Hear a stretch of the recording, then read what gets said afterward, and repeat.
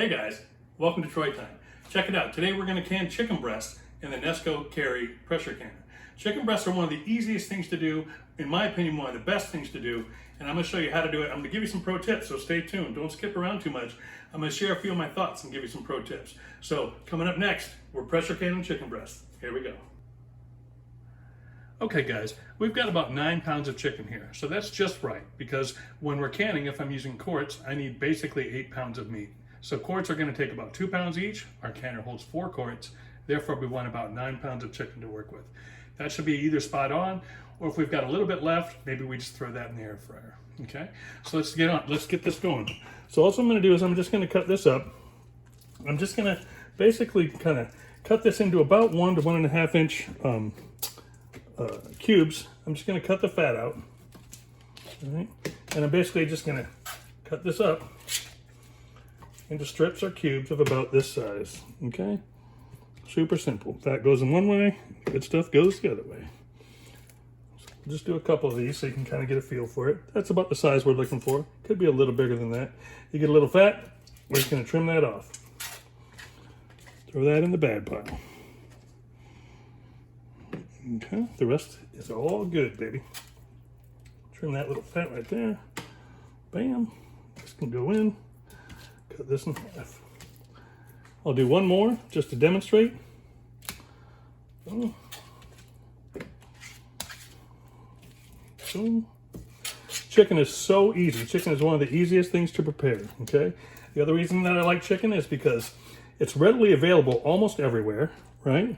You can get it almost anywhere in the world. It's inexpensive. Even when it's not on sale, it's not expensive like beef is. And when it goes on sale, it's really good. It's easy to prepare. It's easy to can because you can cold pack it. And it's so versatile. You can use it in so many things. You can use it in so many ways. You can use it in soups and sandwiches. You can use it in salads. You can use it in stews. You can use it hot or cold. You can use it over rice, over pasta, over bread, over potatoes.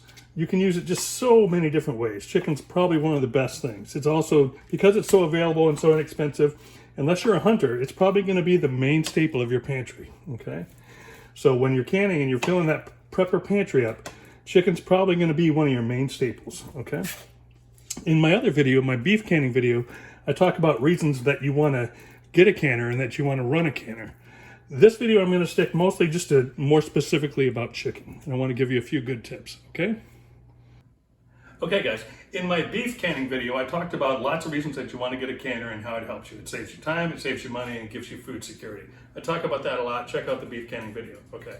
In my pork canning video, I talked a little bit about the progression of skills, so I want to emphasize that again here. So the easiest thing to do is chicken. So if you're just touching the canner for the first time, every family should have a canner, by the way. Everyone should get a canner. If you don't have one, get one. Get this Nesco canner. It's my favorite. I sleep better at night knowing I have this tool. There's about 6 tools that I have that make me sleep well at night. This canner is one.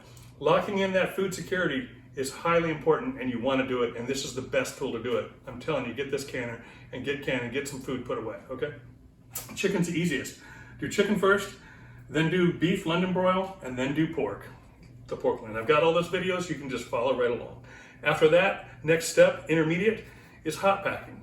We're gonna hot pack some hamburger, we're gonna hot pack some pulled pork. Pulled pork's one of my favorite things coming out of the canner. So you're gonna build that skill set. And then in November, we're gonna do turkeys, because turkeys are gonna be on sale big time. Everywhere in the United States for Thanksgiving, turkeys are gonna be on sale. Last year, they were 29 cents a pound here. So we're gonna do like 4 turkeys. You can follow right along. I'm gonna do probably 2 of them on video. We'll do a hot pack on one, and we'll do a combined hot and cold pack on another. But you'll be able to get those turkeys, like 4 turkeys will cost you 25 bucks. And you can have like 50 pounds of turkey put away. So if you get like 50 pounds of turkey there, and then some other assorted stuff that you've done by building your skill set with chicken and beef and pork, right? So then you're gonna have a large variety of food and like 100 pounds of food stored away before the end of the year. So it's an awesome plan. I hope you follow on. I hope you do it. Even if you don't do this whole entire thing that I'm planning, still get a canner, still do some of it, get yourself ready, okay? Today, let's do chicken breasts. Oh, one other pro tip. So that's the planned way to fill your pantry, but I want you to be aware of this as well. So the last couple of years, what we've seen both in Europe and the United States is the avian flu, okay? When the avian flu hits a production facility, they kill all the chickens, okay? It's a terrible thing. But they slaughter all the chickens, they bring them all to market. So what that means is a huge influx. So when the avian flu hits, they kill all the chickens. They slaughter all the chickens at a facility. And then they bring all that meat to market, okay? So what happens is there's a huge influx in supply, but the demand remains the same, so the price goes way down. Last year I was able to get chicken for $1 a pound when that happened, okay? And you definitely want to do it, and that's the time you want to do it. Because what's going to immediately happen is once a month goes by, then there's no more chicken because they killed them all. So now what happens is the demand stays the same, but the supply is down. So now the price shoots way back up to 2 or 3 times what it was, okay? So you want to get it when that influx happens. Also, that avian flu's tried to make the jump to humans the last few times. I think there was 20 cases last year. So they isolated it and everything, so we didn't have a problem. But you can tell that a lot of chaos could ensue from that, right? So the best position you can be in if there's going to be chaos is to get that pantry packed up. So that's the perfect time to get all that chicken and get it all put away, okay? So that's another pro tip. Watch for that. If you see on the news the bird flu, you see that influx of chicken, the price go down, that's the time, baby. Jump on that bandwagon, get all that stuff packed away, right? It's going to help you whether the price goes up or if there's other chaos that you want to be prepared for. Okay, so that's a pro tip. But we're going to can this chicken up. We're going to do it today. Chicken's awesome. Should be a staple in your pantry. Let's do it, baby. Okay, so we are cold packing chicken. Couldn't be simpler. Here we go. So let's do it. So we're going to open up our Nesco Carey Canner. We need to get our jars ready. So we're going to take off the lids and we're going to soak these in water. I'm just soaking them over here in water. Okay, the rings can stay put, but the lids you kind of want to get softened up a little bit before they go on the jars. All right. Easy peasy, lemon squeezy. We need to put 2.5 quarts of water into our canner. All right? This is just lukewarm water. If we were hot packing, it would be hot water. We'd have to put it on the stove, but we are raw packing. We are cold packing. So we want 2.5 quarts. 1,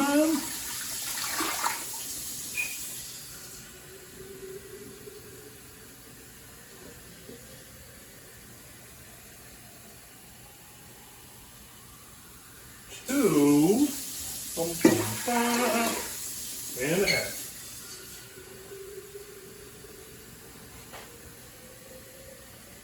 Sweetness. Make sure your trivet's in there, by the way. And mine is not, so I gotta grab it. All right, I magically have my trivet, and we're just gonna slide it right down in there, just like that. All right, so we got our jars going here, bam, bam, bam. Rim soaking. We're going to put a little bit of salt in each jar. Boop, boop, boop, boop.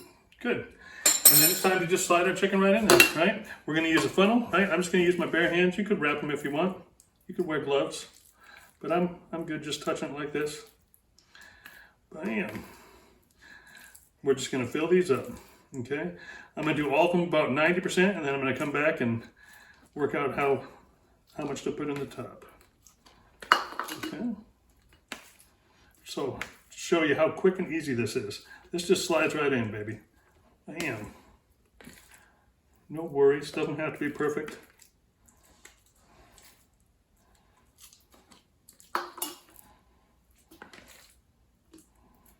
Remember, each quart's going to take about 2 pounds. So you're going to need 8 pounds of meat after it's processed.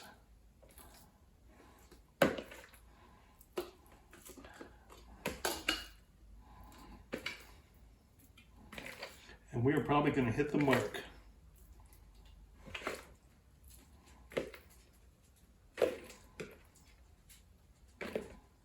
Bam. Hopefully you see how quick and easy this is. Right? Right there, okay? We could have had maybe just a touch more because some of this is going to come down a little bit, but it's okay. It'll be perfect, all right? Take this out of you. We'll cut right back. Okay, once we've got that done, now it's time to add just a little bit of water. We're just going to get it started. So the juices are going to just come out of those as time goes on in the canner, but we're just going to give it a little start because we don't want too much air up in the top. once this thing finally gets sealed. So you can tell I'm just giving them a little bit just to kind of get them started. Okay. Now I'm going to take my debubbler and we're going to go right down the sides. I like to go around the side and press in, down the side and press in. Okay, and just work that bottom work that water to the bottom.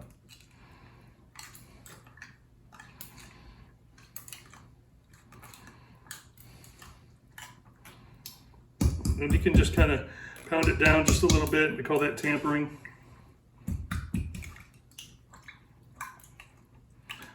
I might have given it a little bit too much water, but we'll be okay.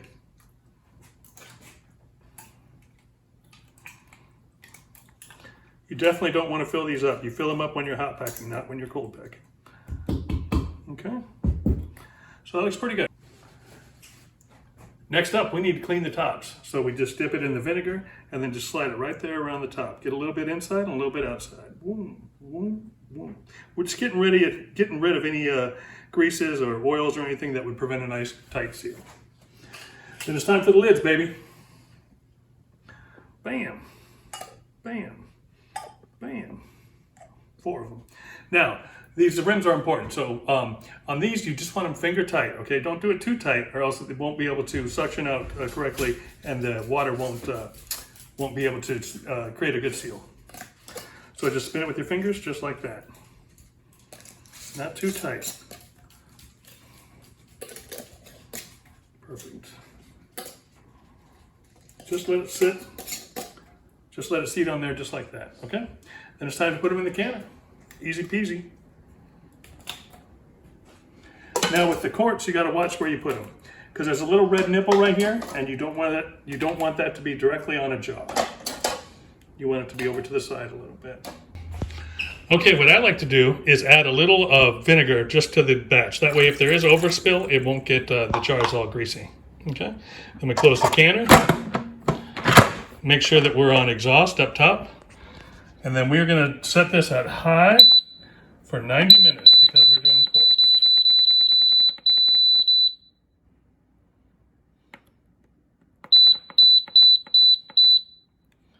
Bam, and we get what's called a running pattern on the LED. This will take a little while to heat up, and then after it heats up, we will see it count from E10 down to E1. So we'll cut back when that happens. Okay guys, so I want to take this time to talk about something you don't see much of, but this is the sum total of the dishes, okay? We've just processed 8 pounds of chicken, so that's 16 servings of chicken. And this is the sum total of the dishes. And most of these dishes didn't even touch raw chicken, okay? And that's the other beautiful part. Once you take that out and you prepare a meal with this canned food, none of your utensils touch any raw meat. And so it's super easy cleanup. You don't have to sterilize them the same way as, something that's been, cutting up raw meat. So both on the preparation, there's very few dishes, and when you actually utilize the meat, there's almost no dishes, and cleanup is a breeze. So just another great reason you should be canning it. It does make your life easier, save you money, and it helps you with your food preparation. Okay guys, it's been about 15 minutes or so for this to heat up, and now we're at E10. It'll be another 10-minute countdown, and then we flick the switch to airtight. Then we're good to go, baby. Okay guys, we're at E1. It's gonna flick over to E0 almost any moment here. So after that, it's gonna count down. It'll be about 10 more minutes or so. There'll be a running pattern of LEDs, and then it'll count down from 90 to 0. And then you wanna let it sit for an hour. Okay, it'll say off, but you need to let it sit for an hour and depressurize before you can open it. So basically, it's about 2.5 hours from whenever this thing hits E0. Okay, but there we go, golden. So now all I got to do is go up top, and I'm just going to flick this. Watch out, there's steam coming from it. I'm just going to flick it over to airtight. Okay, now that'll go to a running pattern here shortly, and then it'll count down from 90. It's about 2.5 hours from now. Alexa, set an alarm for 2.5 hours. Alarm set for 9:51 p.m. There you go. And so I get to go do whatever I want. This thing's going to take care of it all for me, okay? So how super cool, how easy is this? Everybody should be doing this. These canners are not expensive at all. This is my favorite one. Get one of these canners, do this. I think you'll really enjoy it. Okay, I'll tell you who does like it when I run the canner is this guy. This is Finnegan. He's my puppy, he's my buddy, and he knows when the canner's going, there's usually a little bit of extra, and I throw it in the air fryer, and we split it. He usually gets some and I get some. But there's no extra today, buddy. So we got a little cookie for him. So we'll see what he can do. Finny, front, sit, wait. I want you to wait. We got a little cookie here. Okay, wait.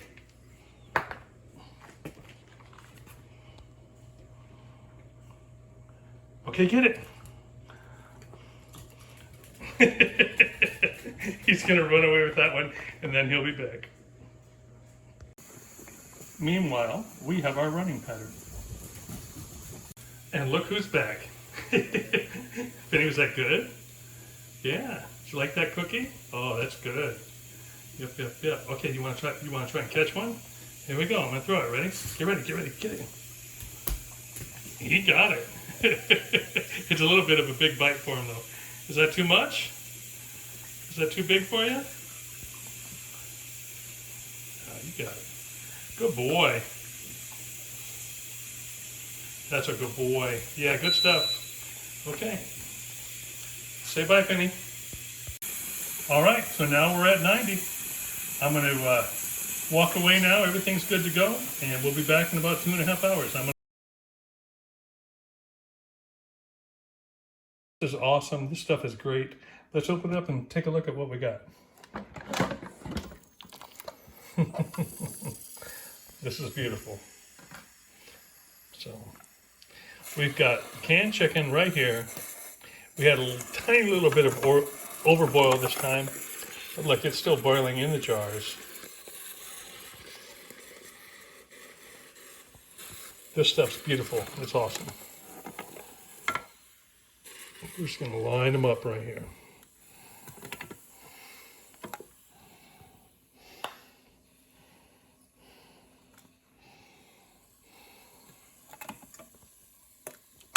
Awesome. Guys, get some food security. The time is now. I mean, there's no joking around. I mean, you guys need to know the time is now. Get some food security. Get this stuff online. Get it going. Be awesome. Do this. Get some canned chicken. That's the best thing you can can. It really is. It's usable in so many different ways.